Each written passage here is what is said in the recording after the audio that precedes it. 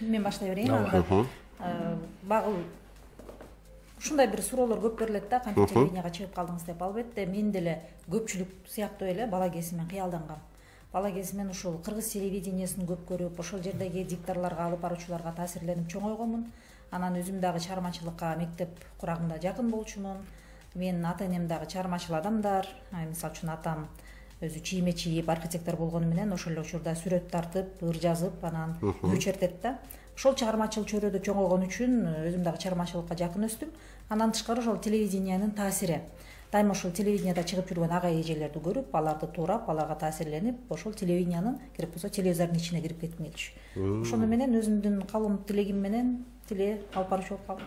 Демек, бир максат айкын болуш керек экен, каалоо күч болсо, баардык ишке ашат. Сиз тарапта, Алмаз мырза. Мен эми негизи эле журналист болом деп мектепте ойлочу элем да, болсом депчи. Себеби Караколдо лицейде окуп жүргөндө кыргыз тили адабият багытындагы профилдик класста окуп калдык. Анан 10-11 класста ушул журналистика боюнча курс өтүлдү да. Ошол жерде сабактын алкагында айтылган маалыматтар, жаңы үйрөнгөн нерселер кызыктырды окшойт. Кийин Бишкек гуманитардык университеттин бүтөр жылды 4-курска келгенде Баймас Утянованын чакыруусу менен бизге сабак өтүп эле, анан кийин бир практикадан өтүп аракет кылбайсыңар, ушуну жүрө бербей деп баягы устаттык сөзүн айтат да сөзсүз. Ошонун аркасы менен КТРКга бардык эле, анан мен радиодо иштедим алгачкы жылдары.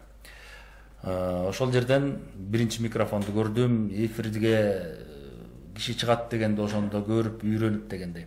А телеге болсо ошол университетти бүткөндөн кийин чыктым окшойт. Анда деле ушул жаңыдан Чынаранын эсинде болсо керек. 5 мүнөттүк жаңылыктар саат 6-да, 5:30-да чыга баштаган мезгил болчу. 5 мүнөт чыгасың, ошону да кыйратып окутсаң, окудуң, окуй албай калсаң дагы тили угуп дегенде маселелер болчу эле да. Биз баягы ошондо шарт болуп калды. Мисалы биз окуган мындай курс жалпы журналистика деп окутулчу эле. Чынарала силер тили багытында окудуңар. Албетте, жалпы журналистиканан кийин телевидение профилдик баягы багыт бар болчу. Бизде болсо жалпы журналистика. Анан кийин тележурналистика эмне экендигин, радио журналистика эмне экендигин, баягы теориялык окуган нерселериң да иш жүзүндө ошол турбайбы деп көргөнүбүз ошол болду да. Мен баягы Чынар айткандай, мен деле баягы эфирдеги кишилерге суктанган чыгармын, бирок теле эфирден аябай корктум мен чынында башында. Колуман келбейби деп аябай кыжалат болчу элем да, бирок ушул Замана студиясында 4 жылдан ашык иштедим. Ошол жер мени көндүрдү, үйрөттү. Алатоодо эң алгачкы камераны көрдүм, эфирди көрдүм дегенде, бирок чыныгы тележурналистиканы тааныганым бул Замана студиясы болду. Мен бир нерсени кошумчалагым келип атат да, мисалы үчүн биз бала кезде Гүлшан Молдоевадай болуп эфирге чыксам экен, же болбосо бир Бактыбек Мамытовтай болуп ушул микрофондун кожоюну болсом экен деп кыялданчубуз. Азыр эми биз жогорку университеттерге дагы сабак берип калып атабыз. Ошондо тапшырган студенттердин көпчүлүгүнөн сурасаң, алар дагы таасирленип келген болот да, баардыгы эмес, эми көпчүлүгү. Мен ушу Алмаз Касмалиевдей болсом деп кыялданам, мен ушу Чынара Капаровадай болсом деп кыялданам дегенде бир чети карап, ушул биз ушундай бир жаштарга таасир этип атканыбызга бир чети сыймыктанып, бир чети чоң жоопкерчилик менен ошого бир олуттуу мамиле кылганга аракет кылабыз да. Анткени көпчүлүк эл эфир аркылуу башка адамды көрөт, а турмушта сени ошол адам экениңен көңүлү калбаш керек да. Ошон үчүн турмушта дагы, эфирде дагы бирдей мүнөз, бирдей багыл билим менен жүрүшүң керек. Ишеничин актай аламбы деген суроо жаралып атты. Жакшы, анан баягы мүнөз деп калдык. Эми чындыгында сизде бардыңыздар жогоруда өзүңүз айтып өткөндөй, бир олуттуу маалыматты окуп гана кеткен адам катары көрөт. Анан жеке жашоодо баягы ушу жумушка байланыштуу мүнөздөрдү баягы олуттап жүргөнгө аракет кыласыздарбы, же болбосо тубаса мүнөзүңүздөр ушундайбы? Бүгүн бир башкача дикторлордун бир башкача мүнөздөрү менен балким сиздер деле эл катары күлүп жайнап, достор менен тамашалашып. Эми өзүмдү мактап албайт экен, мен Алмазды айтып көрбөйм, мисалы үчүн Алмаз менен айтып көрөңүздөр. Алмаз менен 10 жылдан ашык иштешип калдык. Алмазды мисалы үчүн биздин коллектив, жамаат, жалпы телевидение аябай сыйлаган кызматкерлердин бири. Баягы профессионалдык жагынан дагы, адамгерчилик жагынан дагы, анан мына жогу университетте окуу менен студенттердин дагы арасынан жүрөгүнөн түнөктөп атат. Алмаз мисалы үчүн турмушта дагы, эфирде дагы, кызматта дагы бир калыпта. Анан Алмаздын ушул 10 жылдан ашык мен иштешип калган мөөнөттү айтайын, абдан бир кыйла өскөндүгү, кыйла бир кандайдыр бир өзүнө бир олуттуу бир адистикти тапкандыгы мени абдан сүйүндүрөт. Анан эфирди мындай деп коет да, бизде эфирге чыгам деп кыялданган оңой, чыгып алган дагы оңой, тааныш билиш аркылуу чыгасыңбы же кандайдыр бир жолдуу болуп калып чыгып каласыңбы. Бирок эгерде ошол эфирди сүйбөсөң, эфирдин ысык сууна күйбөсөң, өсүү болбосо, эфирдик өмүрү кыска болуп калат да адамдынчы. 2 ай иштейт, 2 жыл иштейт, андан кийин телевидениядан кетет же качат же болбосо мажбур болот. Ошо көп жылдарга чейин Алмаздын иштегенинде мен ушундай баа берем. Алмазда өсүү бар. Өсүү деген бул адамдарга жагуу, адамдардын арасында жүрөгүнөн түнөк тагуу, багыл эфирдик, багыл жылдыздуулугу менен. Экинчиден ошо билими, өсүшү, коомдо болгон орду албетте Алмазды дайыма эл көргүсү келет. Демек, Алмаз мырза жашоодо деле мындай өзү токтоо мүнөз экен, оор басырыктуу. Абдан токтоо. Чын эле ошондой. Үйдө деле достор арасында деле эме айрым эле турларда аябай маанайым башкача болуп кетпесе, негизинен ушундай туура эле баа берди. Ал эми Чынар эжекебиз кандай болду экен? Чынар айымды сүрөттөш башкачараак. Чынара турмушта жайдары, шаңдуу жүргөн, адамдар менен бат тил табыша алган, мында маанайы чөгүп турган жерде тамашалуу сөздү таба алган, бир куйкумдуу бир учурларын таба алып, ошол жердин маанайын көтөрүп ийгенге бир өзүнүн шыгы бар. Турмушта мүнөздүү. Өзүңөр билесиңер, мындай социалдык образ деген дагы бар. Социалдык образы азыркы кыргыз айымдарынын өзгөчө бир үлгүсүнө туура келет деп айтсак болот. Себеби жанагы Чынараны көрүп суктануу, Чынараны көрүп жөн эле суктанып койбой, карап түздөнүү, үлгү алуу деген маселе бул эфирдик журналистикада сөзсүз жашайт. Мына ошол жагынан бир топ татыктуу өзгөчөлүктөрү бар. Эфирде болсо өзүңүздөр жакшы билесиздер, алып баруунун да өзгөчөлүгү. Бирок ошол турмуштагы жанагындай эки айырмалуу жагын мен билем. Мындай коллектив менен коллективдей, менимче достор менен да өзгөчө жүрөт болуш керек, бирок андай достук катмарда катышканыбыз жок. Мындай жумуш сала турган жерде дагы жайдары, мүнөздүү тартуулай алат. Баг бизде эфирде олуттуу программа болгондуктан биз өзүбүздү олуттуу алып жүргөнгө аракет кылабыз, анткени бул кызматтын талабы, кызматтын муктаждыгы. Анан ошол учурда социалдык тармактардан же болбосо бир той топурга барганда ошол бир коомдун арасында мага көп айтышат да, биз сизди мындай бой көтөргөн, адам менен оңой менен учурашпаган айым катары мындай көрүп тааныйбыз. Кабыл алабыз дейт да, анткени эфир ошондой сүрдүү, эфир ошондой көрсөтөт.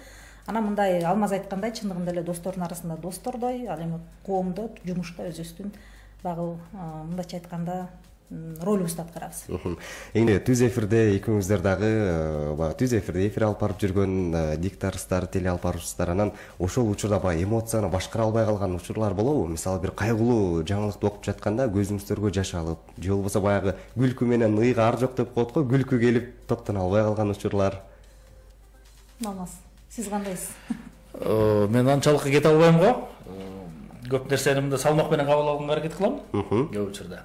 Неге учурда айрым учурларда болот. Мисалы Ойорто программасында мындай ар кайсы тараптар келип калганда бири-бирине тийишип, чымчылашып, бири-бирин мындай акыл менен басынтып, мындай мазактап басынтып эмес, сөзү, интеллектиси, өзүнүн ою менен басынтып коеюн деген сыяктуу мындай чымчылашуулар болуп кетет. Ошондой өзгөчө моменттер болуп калат да, мындай күлкүң келет чынында.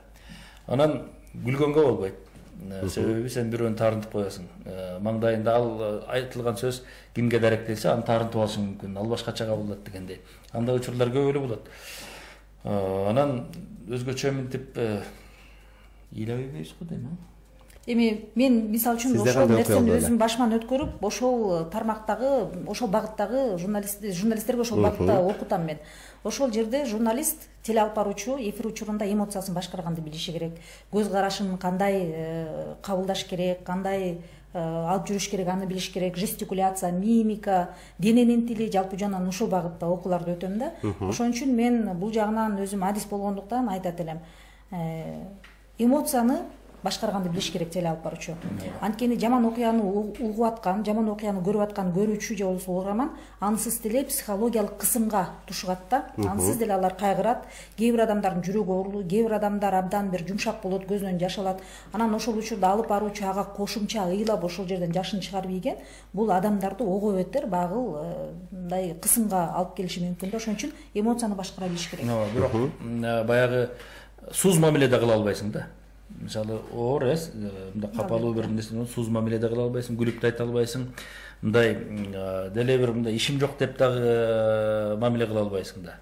Сен сүйлөгөн сөзүңдө, чыгып аткан үнүңдө, көз карашыңда, бет түзүлүшүңдө, маанайыңда ал сезилип туруш керек. Себеби ал психологиялык андай байланышты түзбөсөң, алып баруучулук милдет толук аткарылбай калат. Анан Кубат Оторбаев бизде директор болуп турган маал, ой орто программасы жаңыдан чыгып аткан жылдар. Анан бир эфир бүткөндөн кийин келип калды. Эфир башталарда келип калды. Атайын көрөй ошо алмазды кантип тиги жиндентип туруп эфирге киребиз деп. Жайбы десем айтат. Өткөнкү эфирде дейт. Ушундай бир жинденген экенсиң, мен айтсам да укпайсың дейт кулагыңа. Редактор суранса да укпайсың, режиссердун айтканын укпайсың. Урушканын урушуп, өзүң билгенде эфирде алып барып, калаймакан түшө тургандай эме болуп калды депчи, баягы жагдай түзүлүп калды. Бирок бир да сөзүңдө жаман айткан жоксуң, бирөөнү да таарынткан жоксуң. Ушундай бир ызырынуу менен суроо берип, ошол маселенин оор экендигин, курч экендигин, эмне үчүн көңүл бөлбөй аткандыгын мамлекетти көргөндөр ошол өзүңдүн ызырынууң, жиниң менен көрсөттүгүң дейт да. Мен өзүм балким байкабай калган чыгармын, бирок андай нерселер көп деле келбесе керек. Кээде мындай алып баруучуларга деле ушундай нерсе таасир этет. Окуп турасың маалыматты. Анан ошол маселенин себебин түшүнүп турасың, мисалы, жагдайын түшүнүп турасың, башкача кылып койсо боло тургандыгын түшүнүп турасың, жинденесиң. Бирок факты колуңда турат. Ошону айтышың керек да. Мына ушинтип баягы бир катар баягы саясий депутаттарды, саясий жактан дагы сиз суроо берип, тайсалдатып келесиздер. Анан суроо берген жагынан эми баягы көп кишилерден интервью алып келесиздер. Анан интервью алыш оңойбу же берүү оңой бекен? Кайсынысы жакыныраак сиздерге? Экөө тең бирдей чоң чыгармачылыкты талап кылат. Албетте суроолорду таба билүү, суроолорду маңызына жараша, ошол багытына жараша, адамга жараша бере турган искусство дагы керек. Тилекке каршы азыр мүмкүн атаандаштык ушунчалык курчап күчөп турат, телевидение, радио ушунчалык саны өстү. Бирок карап отурганда кээде биз багыл адис катары капа болобуз. Анткени суроолорду тизмектеп жазып алып эле, биринчи суроодон кийин экинчисин берип эле баягы тизмеги менен суроону бере берет. Жок, суроолор деген куюлушуп турушу керек. Ошол адам сүйлөп атканда ошону угуп, ошол адамдын жообуна жараша суроону суруп чыгышың керек да. Бул жагынан мына бизде чоң адис мисалы үчүн Алмаз танылып турат, мактангандык эмес. Бул чоң адис болуп калды. Ошол жаш өсүп келаткан журналисттер дагы ушул Алмазга окшогон профессионалдардан окуп, үйрөнүш керек да. Азыр деле бар, көп жылдан бери иштеп аткандар бар, дагы деле өнүгө элек, дагы деле өсө элек. Алар өзү эфирге чыгып атканына эле сүйүнүшөт, бирок андагы өсүү байкалбайт да. Багы эле түзүп алган суроолор, ошол суроонун катары менен анан биринчи суроого тээ киши жооп берип аткан учурда ал ошол суроолорун карап экинчи суроосун жаттап аткан моменттер баягы эфирде көрүнүп калат да. Албетте бул профессионалдык эмес. Анан сөзүңүз колай, азыр бир айлык курстар ачылды. Алып баруучу болом, журналист болом дегендергечи, сөзсүз түрдө баягы журналист ошол бир айлык окууну окуп деле журналист боло алабы, же болбосо сөзсүз түрдө жогорку билим керекпи? Азыр эми көбөйүп кетпедиби? Чакан курстарды ачып алат. Бир бетке айтыш кыйын го, чындыгы. Бирок кээ бир арасында баягы шыктуулар чыгып калат. Шыктуулар бар. Мисалы, КТРКнын алдында деле баягы журналистика мектеби бар эмеспи? Ошол жерде окугандар бир топ балдар азыр бизде иштеп жүрөт. Жакшы программаларды алып чыккандар бар. Бирок алар деле бир ай же 3 ай окуп туруп эле ошондой боло калган жок. Алар баягы негизин үйрөнүштү, андан кийин процесске кошулушту, практиканы көрүштү. Кагаздагы жазылган менен өзү кагазга жаза турган нерсе эмне экендигин түшүнүштү. Анан жасай келгенде башка экендигин көрүштү да, анан ошондо бышышты. Анан бир айдан кийин мен журналистмин деп айтыш мүмкүн эмес го. Мисалы кээде азыркы тажрыйбабыз менен деле Чынара айым экөөбүз деле кыйын журналистпиз деп айтышта кээде тартынып тайманасың да. Себеби журналистика ушундай нерсе, коомдо сага болгон талап аябай чоң, өзгөчө азыр. Жөн эле мен журналистмин деп көкүрөк кагыш мүмкүн эмес. Сен журналист экениңди коом кабыл алып, чечип, баалап, анан кийин ошондо атты берсе, ошондо мындай бир татыкты көтөрүшкө мүмкүн го дейм да.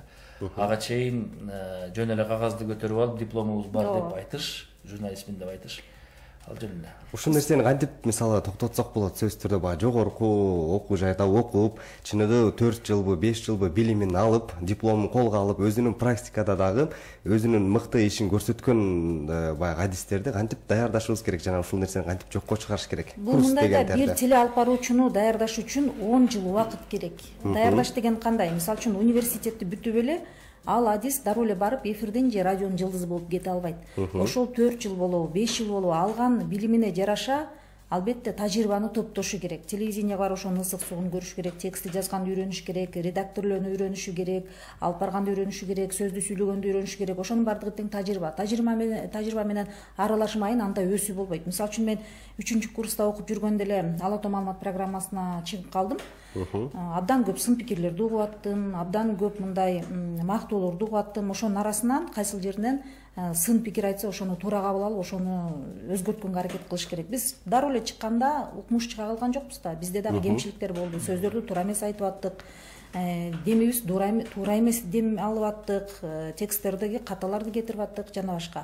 Демек бул бир алып баруучуну даярдап, ушул элдин купулуна толо турган алып баруучу деген атка конуш үчүн 10 жыл дагы кем болуп калышы мүмкүн, аз болуп калышы мүмкүн. Эми көп эле кесипке айтылат эмеспи, баягы ошол кесиптин ээси болуп туулбайт, ошол кесиптин мыктысы болуп калыптанат депчи, журналистика деле ошого кирет болуш керек. Бирок ошол эле маалда жогоруда сиз суроо бергендей жанагы интервью алган оңойбу же берген оңойбу деген маселеде деле алсак, мисалы биздин журналистиканын ичинде дагы профилдик багыттар аябай көп да. Мисалы репортер деген бар, публицистика жанрында иштегендер өзүнчө, алардын өзүнүн керек болсо адамдык кулк мүнөзү башкача болот.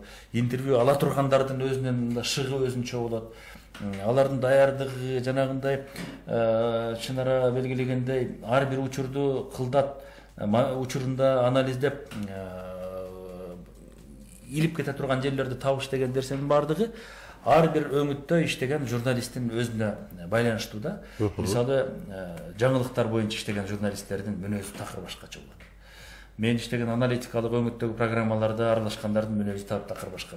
Чынара айтканда оор басырыктуу мынтип каалыгып басып жүрүп, аны ойлонуп, тигинтсем кандай болот, мынтсем кандай болот. Бул суроону элдин баары берип бүттү. Эми мен кантип ушул нерсени жаңы жагынан чыгарышым керек, кырдаал кандай болуп атат деп башкачараак мамиле кыласың дегендей нерсе да. Ошол жагынан алганда азыр биз деле мына Чынара эмекебиз сабак берип атабыз. Журналисттерге бир нерсени мындай үйрөткүбүз келет да. Өзүнө ылайыктуу багытты тандаганда да үйрөнүш керек. Мисалы кээ бирөө мындай өзүнүн шыгына, тилдик өзгөчөлүгүнө, стилдик өзгөчөлүгүнө мисалы балдар журналистикасына ылайык келип калышы мүмкүн. Кээ бирөө жалаң социалдык темада жаза алышы мүмкүн. Бирөө экономиканы жакшы түшүнөт, кете алат. Мисалы бизде деле баягы экономикалык өңүттө окуп келгендер, тарых билим алып келген журналисттер абдан көп. Ошол өздөрүнүн профилине жакындашкан баягы программаларды алып чыгып аткандар, туура. Башкача айтканда, журналистикага бараткан адам ошол журналисттик иште кайсыл өңүттө эмне жасагысы келет жана кандай жүктү көтөрө алам деген суроолорго бир жооп бериш керек го дейм да.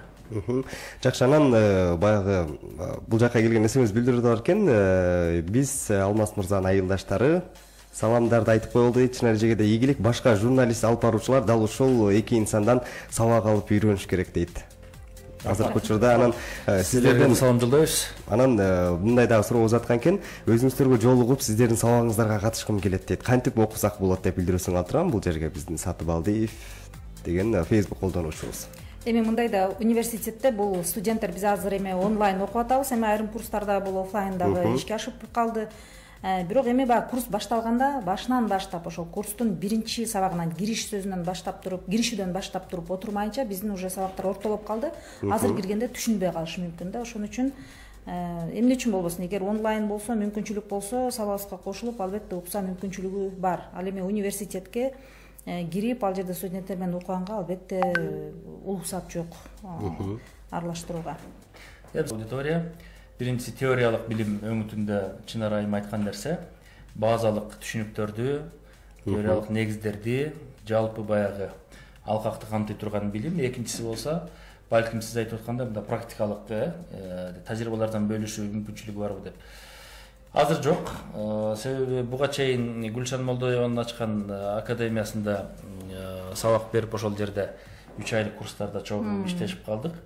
Андан сырткары дагы так айта албай атам, айтыш коомдук фондунун алдында беле ушул бир жигиттер окуу курстарын уюштурган. Аякта дагы ушинтип катышчу элек да.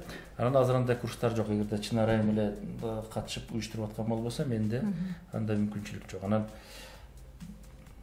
эми баягы бир жолу, эки жолу жолугуп окутуш билбейм таасир береби, таасир бербейби. Жок, бир-эки жолу жолугуп окутуш албетте таасир бербейт. Анан жанагындай 1 айлык курстарды ачып абдан көп адамдар ачып салды да. Анан айрымдарына мен өзүм дагы мындай анализ жүргүзүп көрдүм. Албетте деңгээли айырмаланат бири-биринен. Анан көпчүлүгү эле өзүнүн атын коюп, мисалы үчүн баланча окуу курсу дейт дагы, өзү окутпайт. Бирок сырттан башка бирөөлөрдү окутуп, ошолордун жардамы менен окутуп койгон учурлар бар. Бул нерсени мен бир аз кичине адамдарды адаштыруу деп эсептейм, анткени ошол адамдын фамилиясын укканда мен ушундай адам болгум келет, ушундай адис болгум келет деп барышы мүмкүн да. Ошол жагынан мага студенттер көп кайрылган, өзүмдүн студенттерим эже ушундай курстарга бардык элек. Ушул эженикине же ушул агайдыкына бардык элек, бирок ал өзү окутпайт экен, сырттан эле бирөөлөрдү жалдап коет экен депчи. Бул нерсе албетте адаштыруу болуп эсептелет. Мен бул нерсеге мындай бир каршымын. Анан мен өзүмдүн курстарым официалдуу түрдө жок, бирок каалаган, мисалы үчүн депутаттыкка бараткан инсандар болуп калышы мүмкүн. Же болбосо ушул коомго аралашып, элдин алдында сүйлөйт элем деген бизнесмендер болуп калышы мүмкүн. Индивидуалдуу өзүмдүн окууларым бар, ошого катышып, жеке иштеп жүргөн учурларым бар. Мырза, сизге бул жака өткөндөгү теле дебатта сизди алып баруучу катары көрө алган жокпуз. Буга эмне себеп деп билдиресиң экен? Ал дебаттык бир ушул жагдай ошондой болду. Себеби бул 2 турда өттү дебат. Анан биринчи айлампасында Светлана Акматалиева экөөбүз иштедик. Анан экинчи айлампасы башталаарда негизинен мен ал сөзгө катышкан эмесмин. Бирок биздин редакциянын жетекчиси жана башкы директор ушу мурда пландадык эле. Экинчи айлампаны ушул башка алып баруучуларга башка алып баруучулар менен чыгарсак жакшы болот го деп ойлойбуз. Себеби кандайдыр бир айырмачылык болсо дедик деп пландадык эле. Кандай карайсыңар деген суроо болду. Мен түз эле жооп бердим. Дебат биздин менчик эмес. Дебат биз үчүн же болбосо биз гана алып бара турган эфир эмес, студия эмес. Ал сиздердин эркиңиздерде жана чечимге биз макул болдук. Светлана айым деле колдоду. Бирок биз ал экинчи айлампасында дебаттын редактор катарында катыштык. Кандай кемчиликтерди көрө алдыңыз өзүңүз? Ошол экинчи айлампада редактор катары катыштык, бирок кээ бир учурларда мындай бизге түшүнбөстүк жараткан жагдайлар болуп калды. Аны боюнга алышыбыз керек.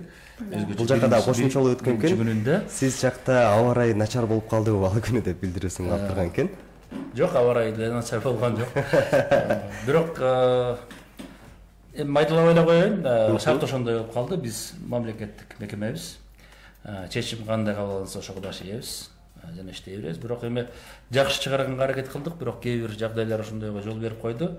Андан кийинки күндөрдө мындай башкачараак кылып, өзүнүн форматын алып келип, анан туура жолго салганга аракет кылдык. Эми бул жерге мен багыл КТРКдан көз карансыз адам катары айтып коеюн. Бул жерде албетте Алмаз менен Светлана биринчи турда алып баргандан кийин, экинчи турда эгерде Алмаз мырза айтып аткандай алмаштыруу варианты карала турган болсо, анда Алмаз менен Светлананын деңгээлиндеги, же болбосо Алмаз менен Светланадан дагы өйдөрөөк деңгээлдеги алып баруучуларды коюш керек эле. Албетте жаңы алып баруучуларга менин эч кандай мындай каршылыгым жок. Алар болгон эле алардын кемчилиги булар алардын жаштыгы. Жаштык дегенден өзү бул тажрыйбасыздык. Ал эми жанагындай дебат, бул деген саясий көрсөтүү, бул деген жалпы коом карап турган, жалпы кыргыз эли карап турган бир чоң бир олуттуу программа. Ошол олуттуу программага олуттуу адамдар отурушу керек. Аларга тажрыйба көбүрөөк, саясат менен аралашкан, саясатчылар менен сүйлөшө билген, бүгүн коом кандай болуп атканын түшүнгөн, Кыргызстанда эмне маселелер көтөрүлүп атканын түшүнгөн адамдарды коюш керек эле. Ошондо КТРКга мындай маселе жаралмак эмес. Албетте азыр суроо жекеден берилип аткан жок, анткени КТРКга ошол учурда Алмаз менен Светлана алмашып калган учурда чоң маселе жаралды да. Көрүүчүлөр үчүн күтүүсүз болуп калды окшойт. Албетте. Баягы бардык жерде бир өзүңүз чыгарма башыл өзүңүздүн оюңузду айта албай каласыз, балким жанагындай чечимдер жогору жактан да чечилип калышы мүмкүн. Анан азыр YouTube деген нерсе бар да. Анан өзүңүздүн баягы бир учурда өзүм канал ачып, өзүмдүн оюмду ачык, айкын, так туура жеткирейин деген баягы азыр ойлонуп көрөсүзбү ушул нерсени? Өзүңүзчө жеке канал ачып, Чынар эжекебиз да кошумчалап өттү, көз карандысыз деп. Өзүңүзчө көз каранды болбой.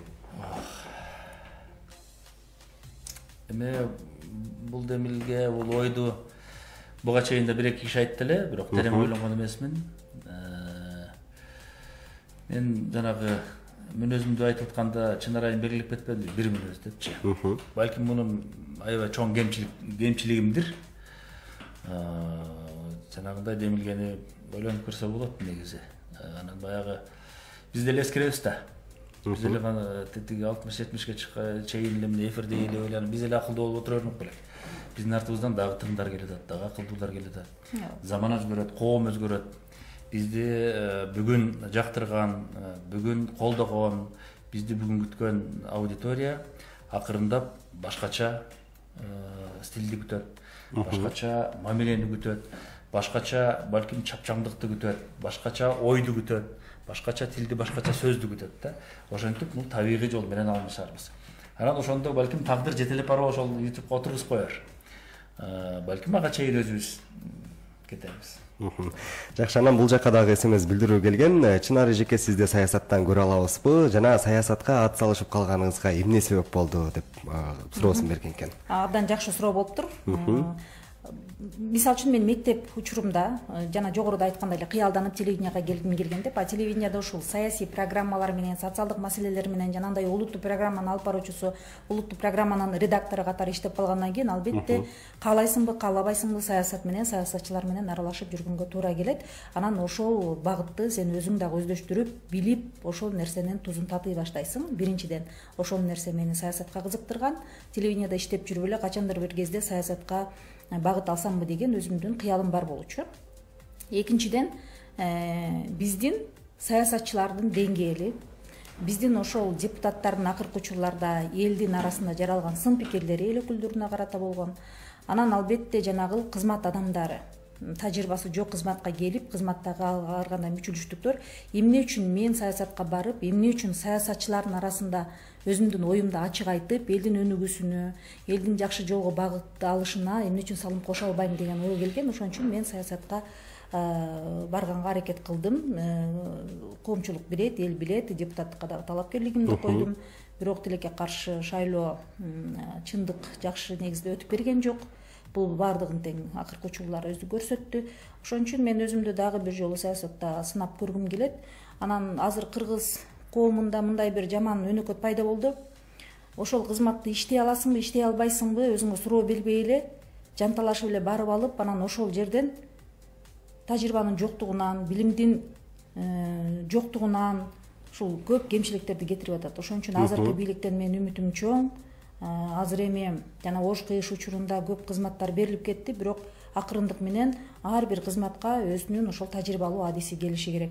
Анан адис деген бул кичинекейинен чоңоюп отуруп ошол кызматтын жетекчиси болуп калышы керек да. Тилекке каршы акыркы 10 жылдын ичинде багыл бизнестен эле, Ош базардан бизнес кылабы, Дордойдон бизнес кылабы, акчаны таап алып эле, сырттан эле дипломду алып окуп эле, анан ошол адамдар жана эл өкүлү болуп келе калып, ошол адамдар агенттикти башкарып келе калып эле биздин коомдогу жанагындай бир жаман тенденцияны пайда кылды. Аны көргөндө, ой, биздин айылдагы 2ге окуган, эчтекени билбеген эле бала диплом алып эле мына депутат болуп калды. Мен эмне үчүн бара албайм деп, кумшекер сатып, un сатып байыгандар. Эми алар антип байыгандардын арасында дагы албетте бардыгы эле эмес, албетте билимин алган, интеллектуалдык жактан абдан бийик, башкара алган, менеджерликке багыл мындай шыгы бар адамдар дагы бар. Бирок көпчүлүгү ошо бири-бирине атаандашып эле келип алышкан да депутаттыкка. Эмне үчүн ал барды, мен барган жокмун, ал мектепте мындай окуган, тигиндей окуган, ал мындай эле, тигиндей эле. Ошол атаандаштык менен келип алып эле мына өлкөбүздү акыркы 10 жылда алдыга эмес, артка тартып коюшту да. Ошон үчүн мен алдыда ошол билимдүү, тажрыйбалуу кадрлардын келишине салым кошкум келет.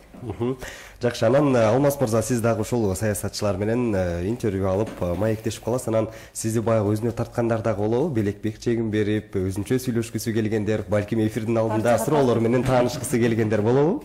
Болот. Анан кабарлашабыз, сүйлөшөбүз, чайга чакырышат. ар кандай иш чарага чакырышат дегендей. Бирок эми биздин жумуш ошондой. Журналист катарында кайсы бир саясий күчтүн курамында болуш мүмкүн эмес. Бизди айыпташы мүмкүн. КТРК дайыма бийликтеги же болбосо бийликчил же бийлик басым кылган, колдогон саясий күчтөрдүн жетегинде жүрөт деп. Андай жагынан дагы маселе бар бизде. Муну биз танбайбыз. Ал реалдуулук. Биз акырдан анда кетебиз деген үмүттөбүз. Себеби ар кайыл тараптан караш керек.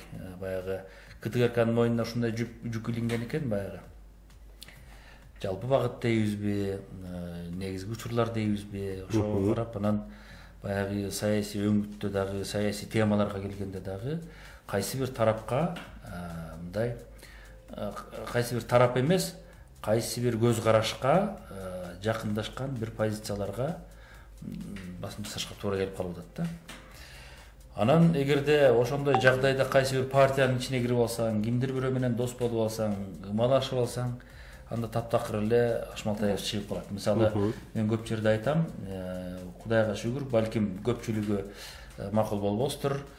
Мен бирден бир мүмкүнчүлүгүм ошол Оердо программасын алып барып атканда эч ким менен соодалашпаганым, эч кимдин алдына жүгүнүп барбагандыгым, Байкебай монтип койчу деп суранбагандыгым, анан мындай көз каранды кылып кое турган эч бир кадамдарга мындай аралашпагандыгым болсо керек да. Себеби өткөндө эле бир 2 жума болду окшойт, бир жерде жигиттер менен отуруп калсак, бир менден кичүүрөөк бала экен, айтып атат: "Байке дейт, ушунча саясатчылар менен эфирге чыгасыз, бай кишилер менен эфирге чыгасыз, анан баарынан эле акча сурай берсеңиз, сиз момундай бай жашамаксыз" дейт. Макул дедим, бай жашамакмын, бирок эртеңки күнү ошол кишиге бетине бир жаакка чапкандай бир суроону беришим керек болсо, мен эмне кылам анда? Алган 100 же 1000 доллар үчүн жалдырап туруш беришим керек. Анда элдин астында мен кебетем эмне болот? Оозу майланганын тили байланган болбоганда, э? Мен аны анда мактап эле турушум керек, эфирге чыгарып алып, деги апамдын кызы мактагандай болуп дегендей нерсе да. Саясатка кетсек, чын арайын белгилегендей, журналисттик ишти жыйыштырып коюп, мына илимий чөйрөдө өзүнүн билим берүү чөйрөсүнө кетти дагы, ошол шарт жол берет. Саясатка аралашып атат, өзүнүн мүмкүнчүлүгүн көрсөтүп атат. Мына мендей дагы кызыңар бар, урматтуу кыргызстандыктар. Мени дагы сынагыла, мен дагы силердин алдыңарга кызматымды көрсөткөнгө аракет кылайын. Кандай баа бересиңер деген чоң суроо менен чыгып атат. Бул укугу. Мен антип чыгышым үчүн мен бул жумушту жыйыштырышым керек, бул тарапка өтүшүм керек. Ал тарапка өткөндөн кийин кандай тагдыр күтөт? Ал мен үчүн табышмак суроо. Чын арайым анын жолун таап, балким ишенимдүү. Мисалы КТРКны көбүрөөк сындаган оңойбураак да. Бирок КТРК мамлекеттин саясатын бир мамлекеттик телекомпания жүргүзүп турбаса, бизде туруктуулук тургузуш дагы кыйын. Анан азыр бир сөз эркиндиги бар. Кыргызстандын Борбор Азия чөлкөмүндөгү сөз эркиндиги боюнча биринчи орунда турган мамлекет деп эле мактанабыз. Бирок массалык маалымат каражаттарынын эркиндиги барбы? Ошол маселе өзгөчө орунда турат да. Азыр КТРКны сындап атабыз, бийликти сүйлөйт деп. Ал эми бизде атын айтабай эле коеюн. Айрым бир каналдардын өзүнүн ээси бар, каржылоочусу бар. Ошол жерди айлыгын берип, ошол жерди багып жүргөн адамдары бар. Алар деле анда бир адамдын саясатын жүргүзүп аткан каналдар. Ошон үчүн КТРКны биз туура түшүнүшүбүз керек. Мамлекеттик саясатты жүргүзө турган канал болбоюнча мамлекеттин туруктуулугун тургузуш дагы өзгөчө кыйын. Бардык эле мамлекетти сындап эле, бардык эле мамлекетти жамандай бергенде анда биздин өлкөнүн андан аркы тагдыры дагы кыйын. Мына эми баары бир сүйлөшүп отуруп ошол эле олуттуу нерселерге да кирип өттүк. Негизи бул жерде биздин көңүл ачуучу программа экен. Бул жакта баардыгы жаңылыгы болуп атабыз. Эми тамашалап коем. 2 жолу улуу кишилер чакырды, мен тоюмду алып барып берчи, 60 жылдык, 70 жылдык деп. Анан 3-4 тостон кийин карасам эле чогулушка айланып барат экен, кетип калат экен. Мен алып барган тойлор айтып, аксакалдар кой деп кийин чакыргандар болду. Эми мааракеле ушундай кечеле деп анан кой деп силердин тоюңарды чогулушка айландырып салам жоңго кыла деп ансаң да бүгүнкү эфирде эле айла жогошого болуп кетет. Ооба, эми суроолор бардыгы, бирок бардык суроолорго жооп алды деп ишенебиз. Жана келген СМС билдирүүдө бар экен. Чынар эжени сыймыктанып көрсөтө турган айым катары баалайм дейт. Алмаз классташыбыз менен дагы сыймыктанабыз. Ишиңерге ийгилик деп билдирүүсүн калтырган Толкун Рахматова аттуу биздин Facebook колдонуучубуз. Анан эми баягы эл билбеген башкача бир өнөрлөр тууралуу сүйлөшөлүчү. Балким ырдайсыздар. Балким сүрөт тартасыздар. Кандай мындай өнөрүңүздөр бар? Ошол экранда маалымат таратуудан башка. Болуш керек, менде андай жок. Анда бир бүгүн Марал радиосунун угармандары үчүн дагы бир эксклюзив кылалы. Балким ырдап беребиз. Ырга мен өзгөчө деле мындай кызыкпайм, бирок көпчүлүк айтат да, эми диктор болгондон кийин сиздер ырдашыңар керек да депчи. Чындыгында эле дикторлордо бизде деген көөдөн менен дем алып, анан туура бир кээ учурунда дем алып, анан үндү коюп отуруп эле бизде чындыгында эле калыптанып калган. Анан ырдабайм деген нерсе дагы туура эмес болуп калышы мүмкүн. Анткени багыл дикторлорду мен ушундай үйрөтөм. Эмнени сүйлөп атсаң, ошону угушуң керек өзүң. Анан туура эмес сүйлөп алганда, ушул жерде мен туура эмес сүйлөп алдым деп ошол учурда эле ошол туура эмес сүйлөп алган жериңди өзүң билип турушуң керек депчи. Бул эми багы орусча айткан слух, укканды билиш керек. Анан албетте багыл элдин алдына чыгып ырдабасак дагы багыл үй жыйнап атканда, багыл үйдө эрме кылып кыңылдап койбойбуз бар да. Анда бир сиңгил болсо анда сизден да балким чогуу, балким биринчи Алмаз мырзанын талантын көрбөйлүбү? Ой, менде талант жок андай. О, эң жакшы дейт. Ырдап берсинчи деп дагы. Сүйлөп атканыма сүйүнөм кээде. Болбосо тиги эми той ар жак бер жакка барабыз да. Канча жыл болду, бир Сарой деген ырды жаттап алгам 6-чы классымда. Ошону ырдай берем. Ошондон бир куплет. Анда ошондон бир куплет болсун. Ырдап кое берейин. Ооба, бир сиңгил. Эми келишсе болду эми. Муну ырдап жүргөндөр. Аракет кылып көрөлү. Саройдун гана салкын ай тоосунан сагызган гана уча тез осудан. Эй бали. Санамаган алыбай издесем, кантейин таба албай койдум